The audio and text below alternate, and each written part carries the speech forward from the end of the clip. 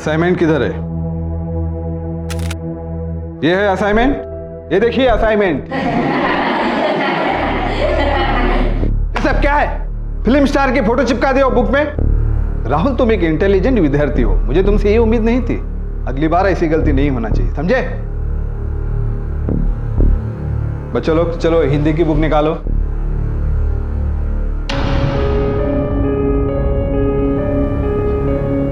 राहुल, तुम एक इंटेलिजेंट विद्यार्थी हो, मुझे तुमसे ये उम्मीद नहीं थी।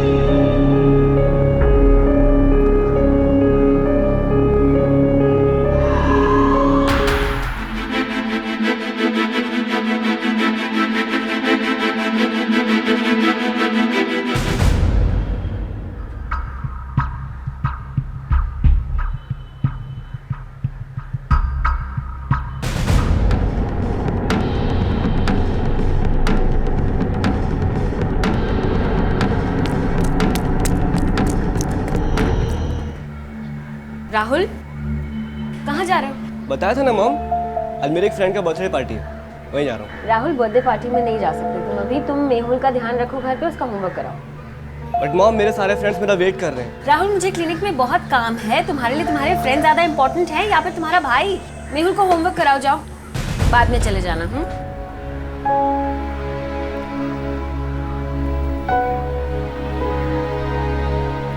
जल्दी कर लेना यार। यार मुझे जाना है, प्लीज जल्दी कर ले। देखा तूने क्या करा अब तक?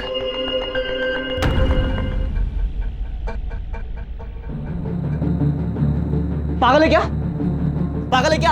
हाँ, पागल समझाए मुझे? तुझे 2 घंटे से बैठ के पढ़ा रहा हूं और तू लेके ना खींच रहा है।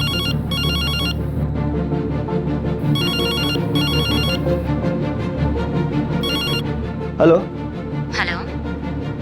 हाँ नेहा। नहीं आए ना तुम बर्थडे पर? वो नेहा, वो माँ ने बोला था भाई को पढ़ाने के लिए, लेकिन मैं थोड़ी देर में आता हूँ ना, बस अभी निकलता हूँ। कोई जरूरत नहीं है, पार्टी खत्म हो गई है।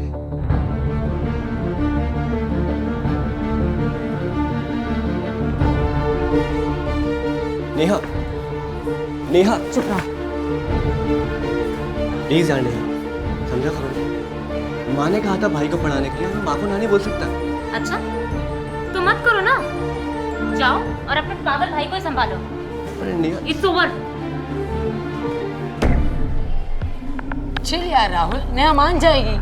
नहीं यार, नेहा ने बिल्कुल ठीक कहा। मेहुल की वजह से मेरी लाइफ पूरी बोरिंग हो गई है। काश वो होता नहीं तो अच्छा रहता। दिल करता है वो मर जाए, और कभी कभी तो इतना गुस्सा आता है कि मैं ही उसे मार डालूं। तो क्या कह रहा है राहुल?